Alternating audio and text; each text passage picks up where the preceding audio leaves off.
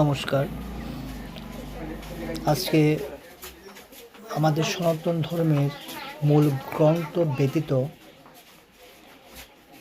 কতগুলো কাল্পনিক নাটকের আরেকটা দৃশ্যের কথা বলবো।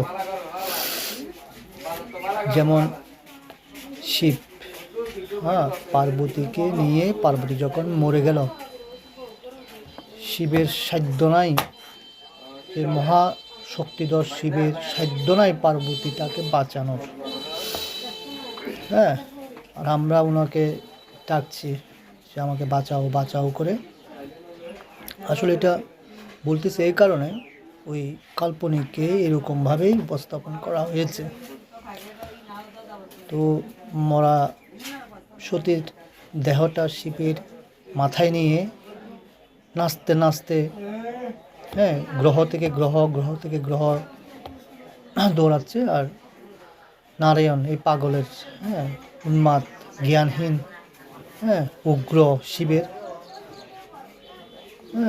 এই কাণ্ডটাকে থামানোর জন্য সতীর প্রত্যেকটা অঙ্গ কেটে কেটে ওর সুদর্শন চক্র দিয়ে নারায়ণের কেটে কেটে এক এক জায়গায় ফেলছে। তো কোথায় কোথায় ফেলছে? কোথায়? শুধুমাত্র ভারতে আর কিছু বাংলাদেশে।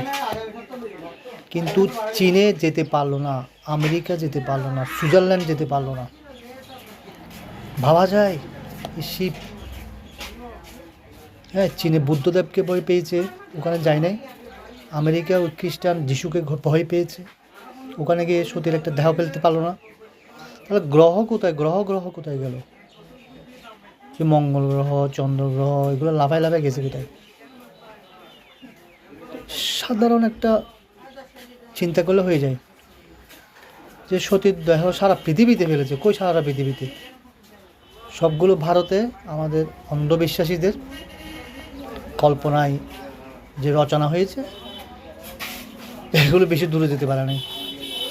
চীনে পারলো না একটা দেহ ফেলতে, পারলো না আমেরিকা, পারলো না একটা ইসরায়েলে, পারলো না একটা সৌদি আরবে, পারেনি তো। কটকা লাগে না? লাগেই তো। আসলে সনাতন ধর্ম ঠিক আছে, সত্য, বেদ, এর বাইরে যেগুলো আছে এগুলো হচ্ছে কল্পনা, আজগবি গল্প। বেদ পড়ুন, বেদ মানুন, আর ওগুলো মানলে হাসতে হবে, অন্যরাও হাসবে। ধন্যবাদ সবাইকে। সত্য জানো।